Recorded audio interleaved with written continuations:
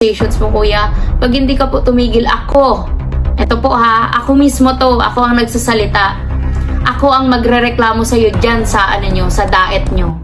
Kala mo, mumuturin talaga kita, mumuturin ko ang pagpunta dyan para ireklamo ka. Hindi ako nakikialam sa inyo, wala akong pakialam sa inyo, sa mga issue nyo, kasi may mga issue din akong hinaharap and wala akong plano na idagdag yung mga sa inyo. Yo guys! Magandang araw, magandang gabi! Grabe na naman mga kalingap! Eto na naman tayo guys! Mag-aatid na naman tayo na ng kakaibang news. Mainit-init at sobrang nakakapasong issue na naman to. Ang ipaparating ni Papa Shider sa inyo. Eto na nga guys, no? Red Zane, no? Pinagbintangan po itong si Medit na siya po daw ang nagtustos kay Beyonce na magpatulpo. Aba, eto nga guys, sumagot na po itong si Medit sa pinupukol na issue ni Mang Kanor. Mang Kanor na lang ang tawag sa'yo, Mang Kanor. Red Zane, pulang uod, kung ano man tawag nyo sa inyo, Mang Kanor. Eto guys, panoorin natin guys, talagang tatamaan talaga itong si Mang Kanor dito sa sasabihin ni Medit Basilona. Guys, panoorin natin guys. Siyempre, kung bago ka pa lamang sa ating YouTube channel, huwag kalimutan mag-like, mag-share, mag-subscribe, pahit ang notification bell button para updated kayo sa mga ilalabas natin reaction video mga kalingap. At siyempre guys, no, huwag kalimutan suportahan si na Kuya Balsan sa Matubang, Ate Edna Vlogs, Kalingap Rab, Kalingap Team, siyempre Kalingap Reactor, Papa Shider TV. Ito, totoong nangyari to guys ha. Totoong sinabi ni Medit to, talagang galing sa puso niya ang pagsagot na ito. Walang kinalaman daw itong si Medit sa sinasabi ni Pulang Uod at si Mang Kanor. Panoorin na natin guys. Let's go! Hello po, good afternoon. So kakarating ko lang po dito sa bahay namin, dito sa Naga. Kasi galing po ako ng Albay. Tapos nabutan ako doon ng ulan. Nagbihis muna ako dito, tapos pumunta sa mga classmates ko kasi hindi pa din tapos ang finals namin. So yan, wala pa po akong pahinga. Yan yung gusto kong i-point out dito. Wala pa akong rest. Pero feeling ko kailangan ko ng mag-video, mag-explain, para linawin and linisin ang pangalan ko kasi Karating, kung mababalitaan niya na si Red Zane ay nag-live at nagbigay ng pahayag na di umano kuno ay isa sa may kinalaman sa pagpapatulpo ni Beyonce kay Kuya Bal. Eto po, play stop, mag-strike man yan, makaka-apila tayo, okay? Kaya pala biglang umanib si Medit sa Kalingap. Kaya pala biglang umanib si Medit sa Kalingap. Sabi niya, Sa'yo sa nagsulsol kay Beyonce na magpatulpo. narinig nyo? Ayon kay Pulang Uod, kay Red Zane, isa yon sa nagsulsol kay Beyonce na magpatulpo. Gaano ito katotoo?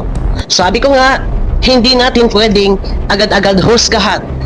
Kailangan mahintay natin, marinig natin yung sa kanyang panig para dito kay Medit. Kung totoo ang sasabi ng impacto na to na si Red Zane na isa si Medit na nagsulsol sa pagpapatulpo ni Beyonce, gaano nga ba katotoo na may kinalaman si Medit? Sana ang video na to at mapanood niya dito kay Pulang Uod ay masagot. Nasa ganon, di ba kamakailan lang kausap ni Kuya Bal?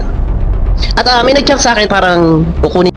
bakit parang dinadamay ako? Bakit dinadamay niyo po ako sa kaguluhan niyo, 'di ba?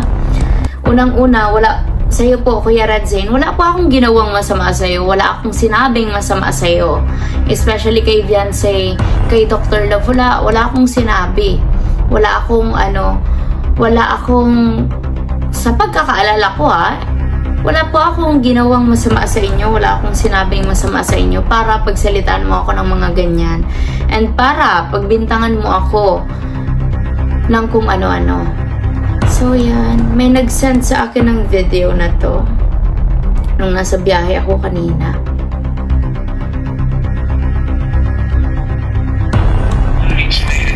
Kaya pala biglang umanib si Medit sa Kalingap. Sa'yo sa nagsulsal kay Gerson magpapalifo. Nagsulsul kay Fiancé na magpatulfo. Yan po ang hirap eh. Ang hilig, paano natin irereklamo ang isang bagay na sa pamamagitan ng pagsasalita natin, di ba? Kung hindi natin alam ang mga ibig sabihin ng mga words na binibitawan natin, di ba? Paano na natin makukuha kung ano man yung justice na sinasabi nyo kung hindi nyo nga alam kung ano talaga ang tamang term sa mga bagay-bagay, 'di ba? Ang mga accusations nyo, salto-salto. Kaya alam nyo, ayaw ko po talaga, as much as possible, 'di ba? Sabi ko, ayaw kong manghimasok. Ayaw kong ma-involve sa ganitong issue kasi sobrang dami ko na pong issue at may mga inaayos ako personally. And ayaw ko sana to idagdag sa mga isipin ko. Pero sige, dahil gusto mo, sige po. And yung sulsul, dyan muna tayo sa sulsul na sinasabi mo. Paanong susulsulan ko? Eto ang message namin. May 6, 9:34 po ito, PM to PM. Sending you hugs and prayers, be. Hindi pa po ito nangyayari yung pagpapatulfo, yung live nila. Wala akong idea kung sino ang ipapatulfo niya, ganyan-ganyan. Pero madami kasi nagko-comment sa live ko noon, kaya na-curious ako, tinanong ko siya. Sabi niya, ang reply niya sa akin nung sabi kong sending you hugs and prayers, be. Thank you, Ate Medit. Hindi naman ako makikipag-away sa kanila. Paglalaban ko lang pamilya ko. Siyempre, bilang ate niya, tsaka, 'di ba? Parang may mga pinagsamahan. Lahat po ng Kalingap Angels, wala ako sa kanilang hate or tampo, ganyan. Lahat sila love ko. Especially nung andun pa ako sa Kalingap.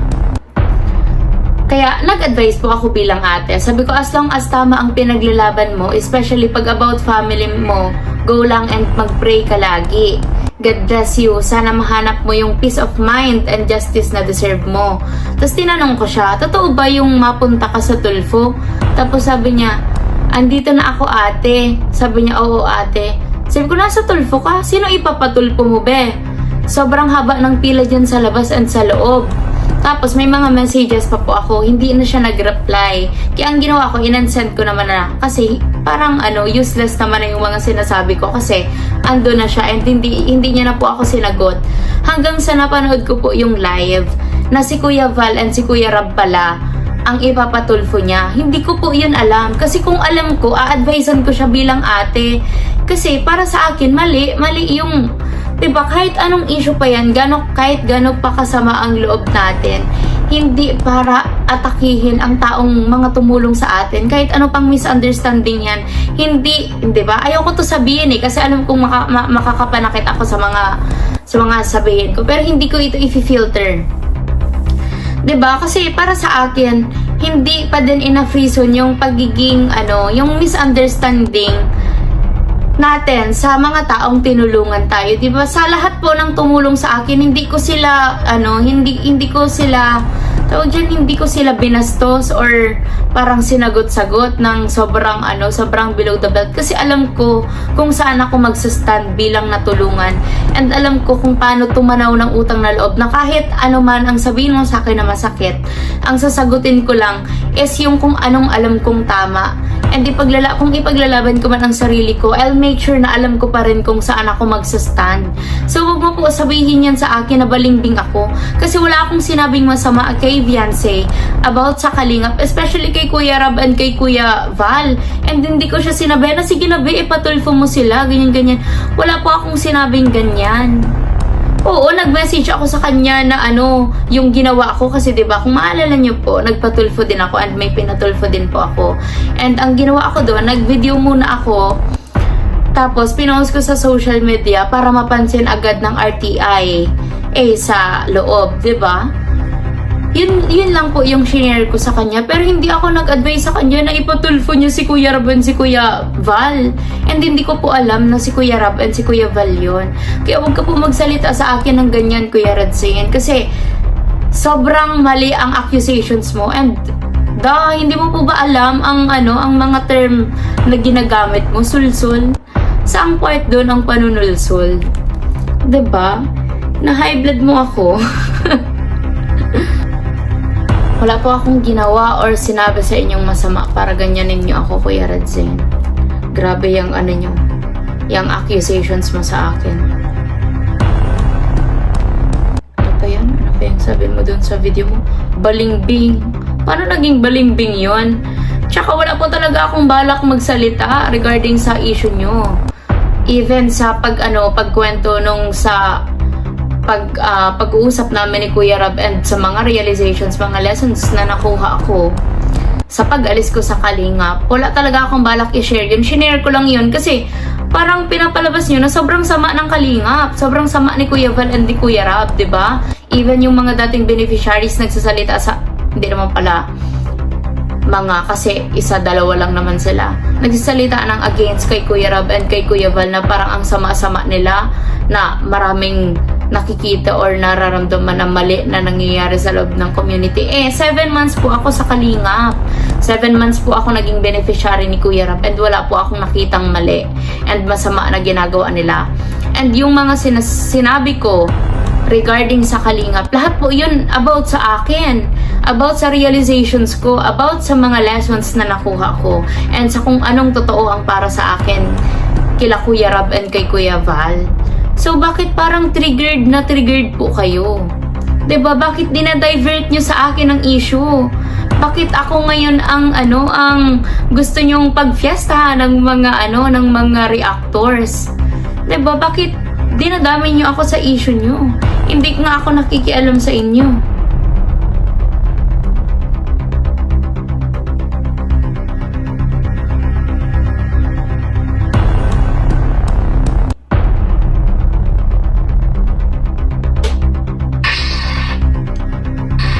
Grabe yan guys, magkwento yan ng about sa mga nangyari.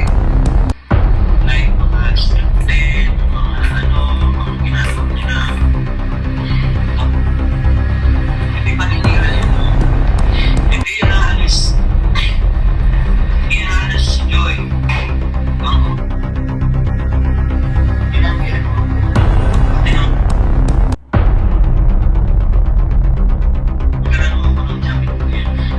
Yan, hindi ko na po alam kung saan pa po dito nagsalita ng about sa akin.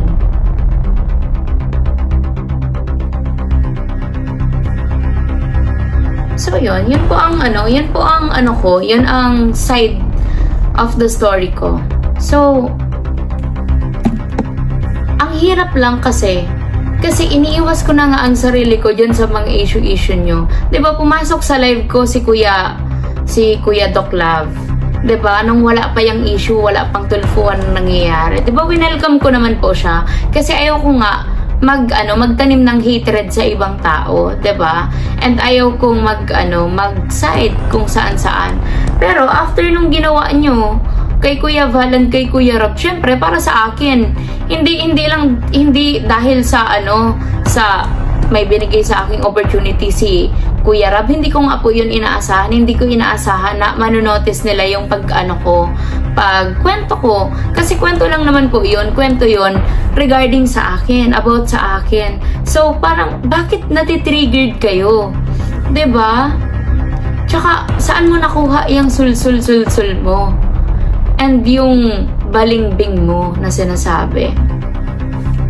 Grabe yung mga accusations mo, kuya. Pag hindi ka po tumigil, eto po ha, ako mismo to, ako ang nagsasalita. Ako ang magrereklamo sa'yo dyan sa sa daet nyo. Kala mo, mumutorin talaga kita, mumutorin ko ang pagpunta dyan para ireklamo ka. Hindi ako nakikialam sa inyo. Wala akong pakialam sa inyo, sa mga issue nyo. Kasi may mga issue din akong hinaharap and wala akong plano na idagdag yung mga sa inyo. And alam ko na mali yung ginagawa nyo. Kaya sa mga kamedit po, ito po ay galing sa akin. Ako mismo po ang nagsasalita nito. Sa mga nasa or pumasok sa Kagwapa na sinasabi na supporters ko or reactors ko, mamili po kayo. Magiging part kayo ng Team Kagwapa or dito kayo sa akin. Wala na po, hindi ko na po ngayon, dati kasi wala po akong pakialam kung saan ka po mag-reaksyon, sino isuportahan mo, sa iyo po iyan.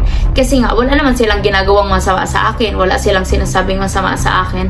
Pero ngayon, na dinadawit nyo po ang pangalan ko, na pilit nyo akong sinasali dyan sa mga issue nyo, and sa akin mo binabaling ang mga bashing ngayon, hindi ko po ina-allowed ang Medit community na pumasok sa inyo. And kung magiging part man ang ibang reactor na nagsusupport sa akin sa inyo, aalisin ko po sila sa akin mismo. Or dapat pumili lang sila, either dyan sa community nyo o dito. Kasi hindi po ako nagtotolerate ng ganyan. Hindi ako nagtotolerate ng mga taong nagsasalitang hindi naman alam kung anong sinasabi nila. Hindi ako nagtotolerate ng mga taong baluktot ang isip. 'Di ba? Sorry sa term, pero yun talaga eh. 'Di ba? Para kalabanin mo ang mga taong tumulong sa iyo. 'Di ba? Hindi po ako doon agree. Kaya siguro po kung bago yun nangyari, nalaman ko agad yun na si Kuya Rab and si Kuya Val ang ipapatulfo. Nag-advise pa po ako na pag-isipan ng mga ganyang bagay. Kasi hindi tama. Kahit saan mo tignan, hindi tama. And sa inyo, Kuya Red Zen, yan. Ano ko yan sa'yo? Advice ko yan sa'yo. Na alamin mo muna ang mga term na bibitawan mo bago mo bitawan, and alamin mo muna ang kwento. Paano ko susulsulan ang taong ando na nga, 'di ba? Paano ko susulsulan na ipatulfo si Kuya Rab and si Kuya Val? Ako nga mismo nagulat nung nag-on air sila na si Kuya Rab tapos si Kuya Val pala ang ang pinapatulfo, 'di ba? Ang inirereklamo. Kaya wag niyo po ako idamay diyan sa mga issue niyo. Yan lang po. And sa mga reactors po na nagagawa ng mga reaction video agad-agad, yan, alamin nyo din po muna ang mga ang buong kwento bago kayo magsalita. And thank you po kay Kuya Batang Elio sa pag-reach out sa akin, and kay Ma'am Bopil sa pag-send po sa akin ng video. Thank you so much po. Kasi hindi ko talaga yun malalaman kung hindi sa akin sinend. Kasi hindi ko naman po sila pinapanood. So yan. Yan po ang side ng ko. Yan ang pagpapaliwanag ko ng side ko. Ingat po kayo palagi. And stay kind, stay happy. Kahit hindi nakakatuwa ang mga nangyayari ngayon. Pero yun. Palagi natin isipin and magbalik tanaw sa kung ano and kung nasaan tayo ngayon, and sa mga blessings na binigay sa atin ni God gamit ang ibang tao. So yan po ang ko ngayon. Yan po ang advice ko ngayon. Kakapagod. Pero yan, ingat po kayo palagi. God bless you po. Ako po si Medit Basilonia, aka Leche Flan Girl, na nagsasabing magpatuloy, magtiwala at manalangin. Kasi lahat ng sakripisyo, lahat ng pagod, may mapupuntahan sa tamang panahon.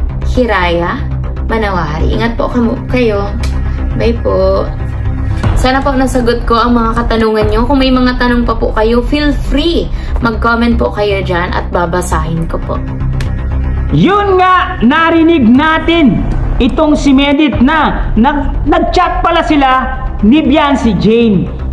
Pero hindi alam ni Medit na magpapatulpo sila kung sinong ipapatulpo. Ang alam lang, pupunta sa tulpo. Hindi alam si Kuya Val Santos Matubang at si Kalinga Prab ang ipapatulpo nila.